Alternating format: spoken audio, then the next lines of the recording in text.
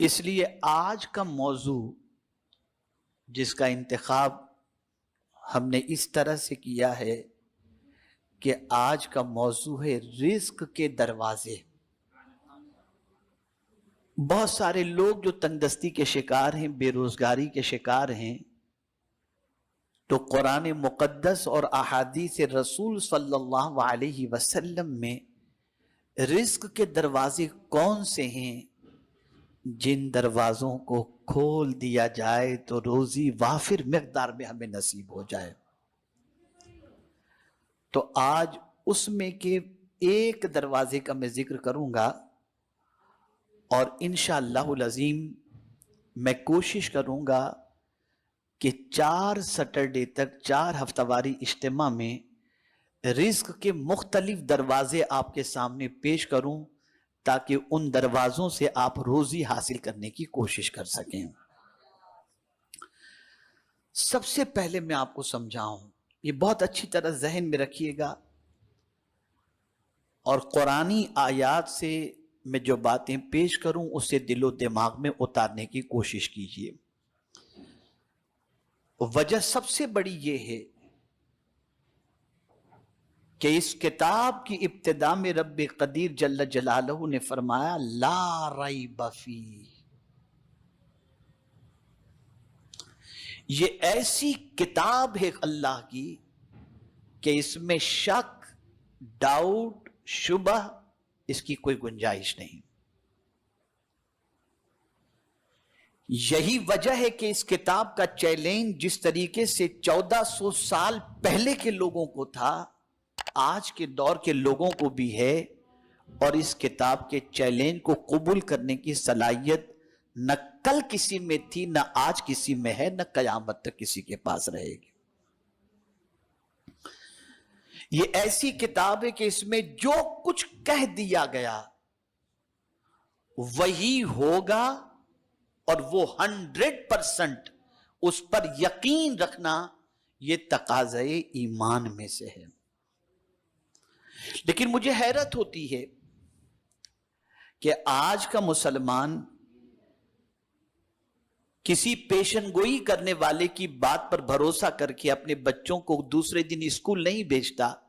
جیسے کسی نے آپ کو بتا دیا کہ کل بہت زیادہ بارش ہونے والی ہے، اخبار کے اندر آ گیا، الیکٹرانک میڈیا پر آ گیا، اسکولیں بند ہو گئیں، آپ کو چھٹی مل گئی۔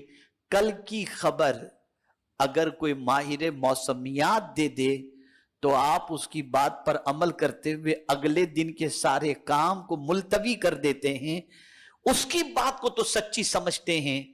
اور یہ ضروری نہیں کہ جس نے کہا کل بارش بے پناہ ہونے والی ہے تو بارش ہو بھی جائے، ایسا ضروری نہیں۔ لیکن میرے مولا کی بات پر اتنا یقین مسلمان کو ہونا چاہیے جتنا مسلمان کو یقین رکھنا چاہیے۔ لیکن آج کا مسلمان اللہ کی بات پر سب سے زیادہ یقین کے سلسلے میں کمزور نظر آتا ہے۔ تو آئیے سب سے پہلے میں آپ کو بتاؤں کہ اللہ کی بہت ساری شان، ان شانوں میں سے ایک شان رزق دینا بھی ہے۔ روزی کا رزاق کون ہے؟ بولیے، کون روزی دیتا ہے؟ اللہ رزاق ہے، اللہ رزاق ہے۔ تھوڑی سی اس کی شان میں قرآن کی روشنی میں آپ کو سمجھاؤں رزق سے متعلق، تاکہ اپنے رب سے تعلق تھوڑا سا مضبوط ہو جائے اور شان رزاقیت کو آپ سمجھنے کی کوشش کریں۔ میرے پیارے آقا صلی اللہ تعالی علیہ وسلم کے پیارے دیوانوں، سورہ فاتحہ ہم ہر رکعت کے اندر پڑھتے ہیں، اس میں رب نے کیا فرمایا ہے؟ پہلی آیت بسم اللہ الرحمن الرحیم، الحمدللہ، بولیے رب العالمین، سب خوبیاں اللہ کو جو مالک سارے جہاں والوں کا۔ رب کے کئی معنی ہوتے ہیں، ایک معنی مالک کے بھی اور معنی پالنے والے کے بھی ہے۔ وہ پالنے والا ہے. اور ظاہر سی بات ہے کہ جسے پالنا ہو، ایک باپ اپنے بیٹے کو پالتا ہے تو کھلا کر پالتا ہے، پلا کر پالتا ہے نا. تو اب اللہ عز و جل ہمارا پالنے والا، ہمارا مالک. تو اب پھر اللہ عز و جل خود دوسرے مقام پر اپنی شان بیان کرتا ہے کہ سارے بندوں تم اچھی طریقے سے اس کو ذہن کے اندر محفوظ کر لو، جب میں سب کا پالنے والا ہوں، دو چار لوگوں کا نہیں، سارے عالم کا جب میں پالنے والا ہوں تو میری شان یہ ہے. اللہ ارشاد فرماتا ہے لہو مقالید السماوات والارض یبسط الرزق لمن یشاء ویقدر انہ بکل شیء علیم. اس کے لیے ہیں آسمان و زمین کی کنجیاں، یعنی آسمان اور زمین کے اندر جتنے خزانے ہیں، تو چونکہ اللہ پالنے والا ہے تو ان خزانوں کی کنجیاں بھی اللہ کے دست قدرت میں ہیں. اور پھر کس طریقے سے اس کا اظہار فرما رہا، یاد رکھیں قرآن کا ایک انداز ہے.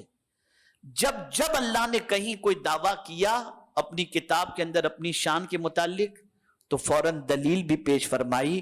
تو جب اللہ کے دست قدرت میں زمین و آسمان کے خزانوں کی کنجیاں موجود ہیں تو اس کی دلیل اگر تم جاننا چاہتے ہو تو دلیل یہ ہے یبسط الرزق لمن یشاء ویقدر. وہ جس کے لیے چاہتا ہے روزی زیادہ کر دیتا ہے، جس کے لیے چاہتا ہے تنگ کر دیتا ہے، جسے چاہتا ہے زیادہ عطا کر دیتا ہے اور جسے چاہتا ہے تنگ کر دیتا ہے اس کی روزی کو. اور پھر وہ جانتا ہے کہ جس کو میں زیادہ دوں گا تو وہ کیا کرے گا اور جس کو کم دوں گا تو وہ کیا کرے گا. اسی کی دلیل اللہ نے آگے بیان فرمائی انہ بکل شیء علیم، بے شک وہ سب کچھ جانتا ہے. ویڈیو کیسی لگی کمنٹ میں ضرور بتائیں، اور ویڈیو کو لائک اور شیئر کریں اور ہمارے چینل کو سبسکرائب کریں.